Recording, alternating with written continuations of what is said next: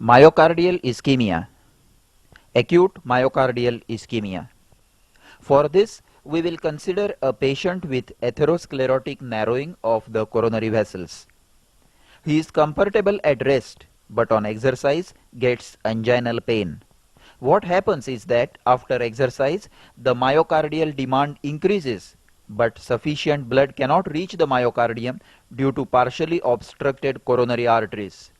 So there is acute myocardial ischemia seen on the ECG in the form of ST segment depression, which disappears with rest when the demand reduces. This ECG in lead V5 shows a ST depression of 2 mm during an attack of angina.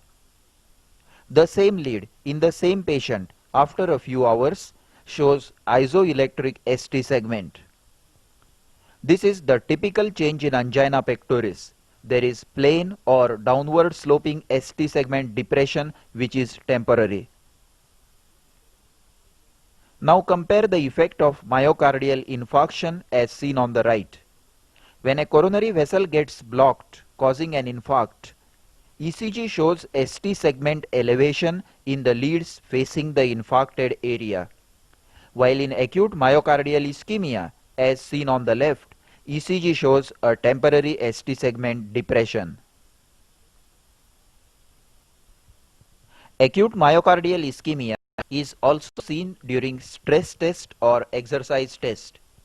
In a positive stress test, there will be a depression of ST segments in the leads facing the ischemic area. The changes are most prominently seen in V5 and V6.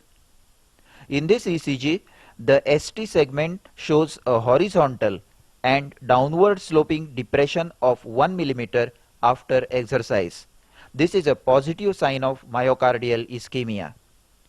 The criteria for diagnosing myocardial ischemia are: number 1, the J point should be depressed by at least 1 mm, and number 2, the depressed ST segment should be horizontal or downward sloping but not upward sloping. Only if the J point depression is more than 2 mm, then upward sloping ST segment may be considered as pathological.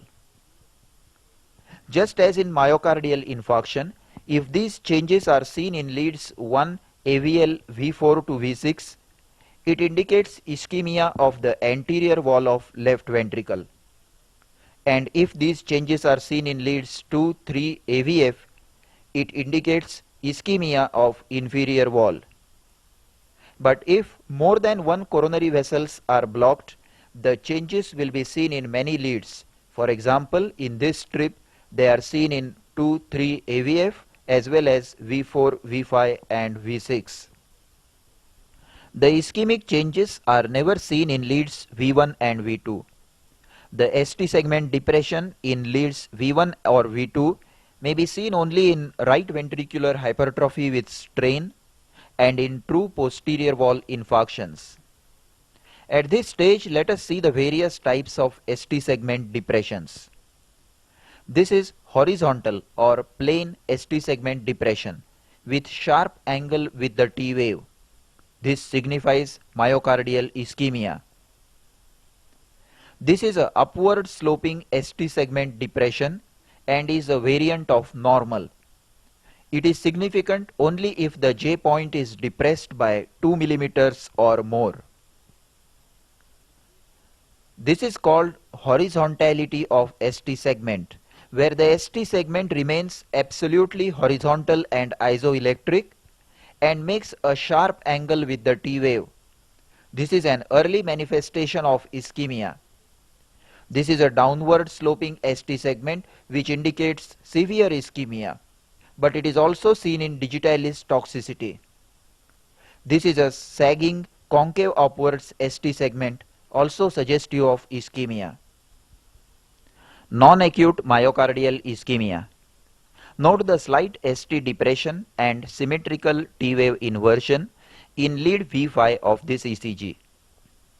In acute ischemia, we saw that the patient with narrowed coronary arteries shows ST segment depression during stress test and during anginal attack. But if the ECG is taken at rest when there are no symptoms, what will we see? In many of the patients, there will be no change at all. That is, the ECG of a patient with partially obstructed coronary arteries may be perfectly normal. But in others, some ischemic changes will be present. The commonest change is slight ST segment depression and inversion or flattening of the T waves in leads V5 and V6, just like the strain pattern in left ventricular hypertrophy. So if the leads V5 and V6 show ST segment depression and flat or inverted T waves in a patient without left ventricular hypertrophy, myocardial ischemia should be suspected. The second change that may be seen is inversion of T waves in anterior or posterior limb leads. Note the T wave inversions in leads 2, 3 and AVF. In the absence of chest pain or infarct, T wave inversion suggests myocardial ischemia and their location suggests the area of ischemia. So this ECG suggests ischemia of the inferior wall, that is, narrowing of posterior descending branch of right coronary artery.